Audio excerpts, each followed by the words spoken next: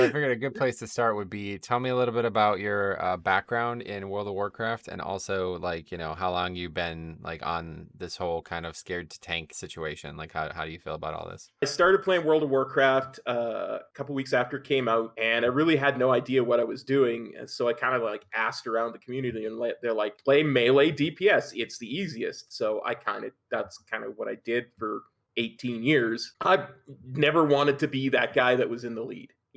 I never wanted to be that guy who caused the group to wipe. And I always kind of associated that with tank because it's such an important role. Like a melee DPS can make a stupid mistake and the group is fine. But if a tank makes a stupid mistake, the group wipes, kind of thing. Let's talk a little bit more about this because tell if you could just give a little bit of a background on the whole thing that happened in. Eternal Palace? Yeah, that's yeah. Yeah. Let's hear what happened there from your perspective. The fight required a tank to just pick up ads in the first phase. And the third tank's whole role was to manage those ads while the other two tanks swap the boss and just keep those ads away from the raid. So from the perspective of my raid leader, it was the simplest, easiest thing ever. And they're like, yeah, go ahead, cop, just take the statue, take the Black Ox statue, and when the ads come out, just taunt the statue and it'll grab the ads. It won't hit the boss. I did, and it certainly taunted the ads, but it also taunted the boss. And then the thing I heard from two people at the same time was, "What the hell are you doing, cop? Why are you taunting the boss?" Like, I didn't. I didn't taunt the boss. I swear I didn't. And I was like shaky and like, I never want to be the tank again. Yeah, so from like an emotional standpoint, obviously like mechanically, a lot of that's my fault. I didn't realize first of all that the statue even could taunt bosses because I swear me and Morgan used to talk about this all the time that it did not actually work that way. But regardless, so just like emotionally, like tell me a little bit more about like your relationship with tanking emotionally, because I've heard this a lot from over the years where people are saying like they're scared to tank, they don't feel confident in tanking, but anxiety, like where are we coming from this perspective with you? I think the idea is the tank is where the buck stops. At the end of the day, everything else is kind of secondary, and the tank is where the rubber meets the road kind of thing, right? And I think a lot of people, myself included, are afraid to take up that chalice because it means that they feel like the slightest thing they do wrong, they're going to have everybody in the raid or dungeon just jumping all over them, and they don't want to deal with that. It's much easier to just do your rotation, make sure you're not standing in bad, and let the tank worry about stuff like pathing and how to point the boss and what's dangerous and what's not. And all I got to do as a melee DPS is not stand in swirlies and make sure my rotation is maximized, right? So it's a lot less of a burden on your shoulders kind of thing. It's not that they're afraid of doing the tanking. It's that they're afraid of how people will react to their tank. That's kind of what I feel. It can be really overwhelming to try and learn it, especially like you're trying to learn it in season 4 where everybody knows everything. It can be really overwhelming to take on all that extra responsibility, and then the first thing that you do that's even slightly wrong, everybody's jumping all over everything that you do. And from an emotional standpoint, I don't think there's a lot of people out there that really want to deal with it. And I think it kind of frightens them because a lot of people in WoW have, to some degree or other, social anxiety. And the idea that the people that they're trying to do this content with would suddenly jump on them, I think that's the big scare. I think that's where emotionally that's where the fear of tanking comes from. Yeah, so for me, I do have pretty bad, so I would say social anxiety is probably what I would say. I have a lot of problems in real life where my thing is always getting in a group of people who kind of all have some kind of pre-established relationship, and I'm the odd one out. That's like my big like trigger, I guess is what you would say. I would have expected this to be an issue in WoW too, where I come in with the same issue. If there's a group of 4 people and then me, it can be I can get very anxious for it. But it's actually like, to me, I've gotten so used to the game just feeling like a game, and these people feeling like, there's me and then there's them, like we're not the same, you know what I mean? Yeah. That I feel like I was able to get past that. But I think what most people probably have tanking problems like with is they're actually like they have performance anxiety instead, where they're very scared to fail, and they're very scared that other people are going to make them feel bad when they do fail. And so that's, I think, you're displaying some of that as well, just with what you're describing, and that, I hope that I will be able to help you with that. that, because that part is like, once you get over that, you realize just how easy this game can actually be. Like once you can put that behind you in all games, like all parts of the game, not just tanking, you can become a much more successful player. Even if you're just lying to yourself, saying like I'm better than I am. Like, which there's a lot of people who do that, man. You see that on my stream all the time. These people think they're smarter than they are. They're just like extremely good at not having performance anxiety. Basically, they've lied to Yeah, themselves to the point where they think they know everything. So whenever anything goes wrong, they've compartmentalized that in a way that they'll never have to deal with it themselves, and that allows them to keep climbing without having any, like, any doubts or any fears of doing so. And that's not necessarily the healthiest way to deal with something in real life, but if you're just performance driven, like if you're just looking at performance metrics, then it's an incredibly, that's the most successful way possible. Just have all the blinders on and just think, no matter what, I yeah, did everything right, and just keep going and going and going until you eventually succeed. Yeah, once you get used to that, once you can get in that mindset where you're like, I'm at a point now where I'm tanking, where, even if I do make mistakes, I can realize that, like, I'm confident enough that I can fix those mistakes, and I'm secure enough to say, like, okay, I messed up, I'll get better. I'll work on that, and we'll get better at that point. But I think a lot of people are so scared to admit that to themselves that they end up having to put up walls or just completely prevent themselves from even trying. And I think that's a big problem with tanking, because I see that a lot. A lot of people are saying stuff like that to me on streams or on chats on the channel, that they're scared. Like, how do I start? What do I do? I don't know where to start. And I yeah. think you're possibly in that boat too, and we're going to try to tackle that today.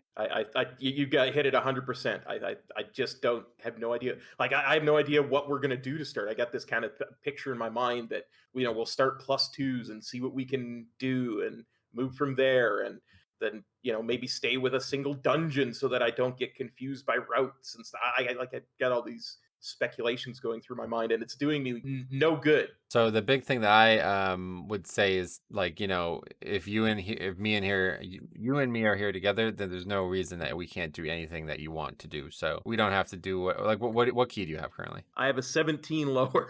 Yeah. Okay.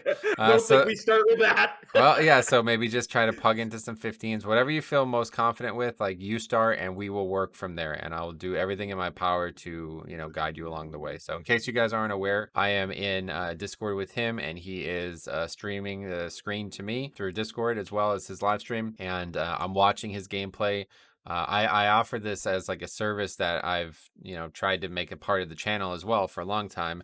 It's technically a Patreon perk, and I would do this with anybody. I sit there, and as long as you can stream the content to me in real time, I can sit here and walk you through a dungeon. We could also do it where you submit your content to me afterwards, like you just record it and then submit it. I've got a lot of videos like that on the channel as well. Yeah, so just pick whatever Well, the dungeon that you feel the most confident with is, and we can get right after it. But I mean, it I, doesn't I have to really be like 15, Gambit. doesn't. Okay, Gambit's fine. I do. I really like Gambit. Let's just do a 10, just so I feel a little bit more confident that I you know Yeah, good. Just start slow, and we got plenty of time. Now, unfortunately, this week is also necrotic. Not really your ideal start to learning how to tank, I feel like, but I do think brewmasters are pretty naturally good at it. Do you have any thoughts on necrotic right out of the gate? I think the worst week to learn how to tank is probably the best week. Is Okay, kind of the way I want to look at it. You know what I mean? it's a good way to look at Like it. Yeah, you're gonna be baptized in fire.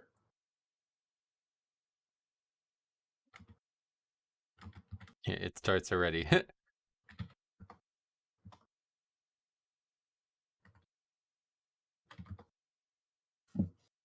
This could also just be funny too. Like, we might actually see Yeah. something funny unfold too. But The rotation is fairly simple from what I've kind of read and practiced. So I'm not really worried about the DPS rotation. I'm worried about cooldown rotation because I get the feeling I'm about to get murked. the other thing about brewmasters, they don't have a ton of cooldowns as it is, so it's probably a lot more straightforward than that. It's about Well, yeah, celestial and a brew. lot of our abilities um, reduce the cooldown of our brews and stuff, right? Well, I'm asleep. I'm in the sleep puddle. Yeah, good start. Healer did Oh, 85 DPS there though, so you're But yeah, so that pack is always going to aggro there, so you don't want to try to, you're not going to be able to split those up. And now you see we got a little bit of a mess on our hands because they aggroed and they're just all on different players but you. A little tip for this in the future, if you tank this, just you got to get all of them no matter what, and because they're going to aggro regardless once the mobs start running there. Healer's requesting mana after this, so we can definitely do that. Yeah, and so this is actually a good little moment to learn from here. This guy's at 70% mana. He does not need you to stop pulling, so this is like one of the things about tanking is there's going to be times when you have to help the group, and there's going to be have to be times when you help the group help themselves. And this would be one of those situations. Like there's absolutely no reason that guy needs mana right now, so there's no reason to stop pulling. Stuff like that you'll get more used to as time. That's especially like a pugging thing where somebody makes a request that you know is not a valid request, and you just don't acknowledge that request because there's no reason to. But so now definitely as a tank, these fish sticks really gotta do a little bit more effort on that, and it's hard to see. That's why I use the script that I have for Plater to make the mob more evident. But it's really important, obviously, that we have that. Oh, we have 70 stacks in necrotic, so probably dying here unless we make a big play. Let's go ahead and run away. We got ring up. I don't know. Looks like we don't need it. Yeah, we're good. Okay, back to 0 stacks. That's good. Okay, so this is a very adventurous pull we're making here. This is definitely the hardest pull in the dungeon here because we have the healers, the fish stick people, and we have the mini boss, and on top of that a giant. Crap! But in general, on an I got 11, the we're mini boss. probably Oh, I didn't fine. mean to get the mini boss. The mini boss is in that pack there, yeah. So that's not Oh yeah. you can't avoid that. I don't think I've seen you use fortifying brew yet either. This seems like a pretty good place for it. Now, am I gonna? I No, kind of want to get I this don't think back, you but need that pack. I'm not okay. 100% sure. It's been a long time since I've tried this strategy, but yeah, I don't think you need it. So in other words, just bring these guys into the corner, Yeah, like I've just go seen 2 people and do. 2 for now because it's dangerous on higher keys. But definitely want to face them against the wall though, so those lightning lines aren't shooting out into the middle of the room. And we want ourselves to be knocked into the corner there if you're gonna tank like that. Yeah. And when they put the line out, obviously just move out of it slightly so you're not standing in it afterwards. You can take these guys into the next room. Yeah, and just a little tip here. Whenever you see that one get turned into a Dreadlord, if you try to do a global to it, it's not going to go off because that mob's going to just basically go away. I do this all the time. I try to use a global on the Dreadlorded mob, and then that global does nothing. So things like applying Blood Plague to the target is a waste of, it could be the same thing with Brewmaster. I don't know how, if there's any global that you might use that's just a complete waste, but just something to keep in mind. Don't ever target the mob that gets turned into the Dreadlord. I always wait for the Dreadlord itself to come out. Stand, and he's gonna pull the boss if I don't. Oh, yeah, you should be up there waiting. I mean, why not? Yeah, I always want to be the thing that I learned a really really long time ago about tanking. Even if you don't have any threat whatsoever, you just need to be ahead of the group because the boss will a target that spawns will always target the closest target. So when something like that happens, you just want to be standing right underneath the boss, ready to go. And Gotcha. here I would definitely imagine like trying to gather them is really important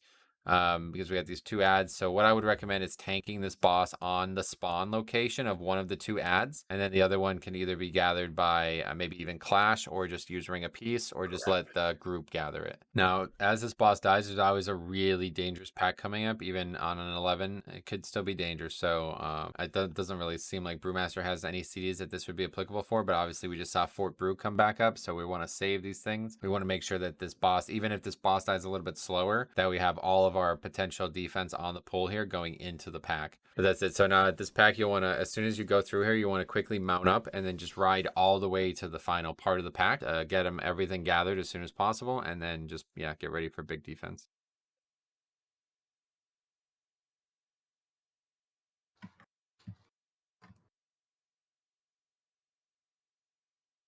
Little risky to try to get that yourself because as we see, the healer has threat now. So just let somebody else grab that mob and just work on establishing the pack. It's like tanking is like really more about like making the pull. We Gotcha. want that Dreadlord, but there's no easy way for you to get it as a tank. So if somebody aggroes it, it's going to have to either be you after the pack is established or, somebody else is going to have to handle that for you. That's the problem with pugging is a lot of times like making the pull is very, very difficult and the group doesn't allow you to do it easily or they don't help you whatsoever. Whereas in like a coordinated group, you would say like, hey, somebody shoot that Dreadlord, kind of thing. And then another key tip here is like anytime you see an individual mob, like you see we've killed the entire pack and that mob's at 100% health off on the corner there. So we want to make sure that we're always gathering them in any way possible. Again, without Death Grip, it's a little bit harder, but we do have Clash. We have things like Interrupt to move the mob. We have Ring to move the mob. But of course, we can literally just move the pack, like the cluster of like 7 mobs on top of the one mob that's over there casting. And that's, another efficient way to handle that. Another thing that I learned at a very early age of tanking is we do not want to be doing all this movement. Anytime you're moving, you're completely destroying like the group's DPS because anything that drops on Gotcha. the ground is not being hit, is not hitting them anymore. Once you have the pack stationary, like once everything's pulled together, you just stand still and move as little as possible. Yeah, but I was like doing 5K when I was by myself. Uh-huh. Well, double crit or whatever you have, 9 attacks a crit, it certainly helps.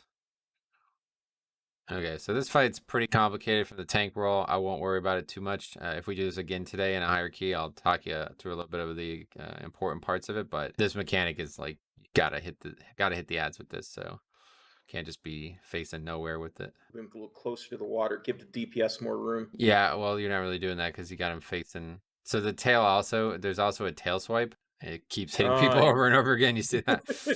So it's like you couldn't I'm possibly do this. sorry. You really couldn't do this fight worse than you are doing it right now, but it's not going to be. See that guy? Did that guy actually taunt off you? Yeah.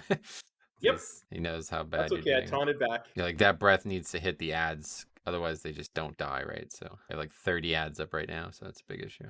Yeah, well, it's also tough this week because of necrotic. So all the ads were just mailing people and just applying necrotic to them as well. Yeah, and so in the future, okay, this is perfect. So we want to pull both of these packs together. This is a really, really efficient way to do this area. So they're combining perfectly. So just run right into them and you're going.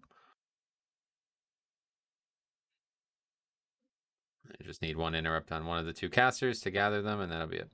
Unstable Rift needs to be kicked, but we don't have anybody doing that in this group. All 4 interrupts are up and nobody kicked it. That's not good. And I'm gonna tank him like here, right? Yeah, Like yeah, where yeah, my yeah. Make sure you get him behind that cart. It's going to make the first part of the fight way easier. And you could taunt him too to make him run even faster. that's the plan. And then I go like this. But you still have to, you can't just taunt and run. You got to still obviously get threat.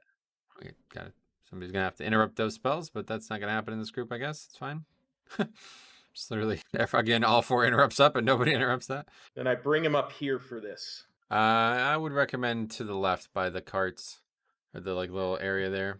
The thing about going up is it looks like it's like almost like a little deceiving. Okay, you got to dodge those dots.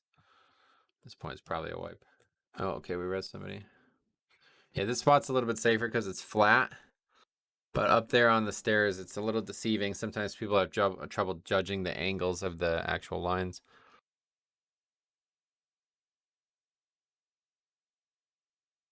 Make sure what are you doing? Make sure your arrow's hitting a star. I couldn't see my arrow. This would be another good time to just like roll over here twice and then taunt him so he moves as fast as possible. The longer it takes to get over there, the more opportunity the group will have to make a mistake with their DPS. Like they'll think you're staying there and they'll pop CDs or something. Well, there you go. First key done. So what are your immediate thoughts on that experience? That went way better than I thought it was gonna.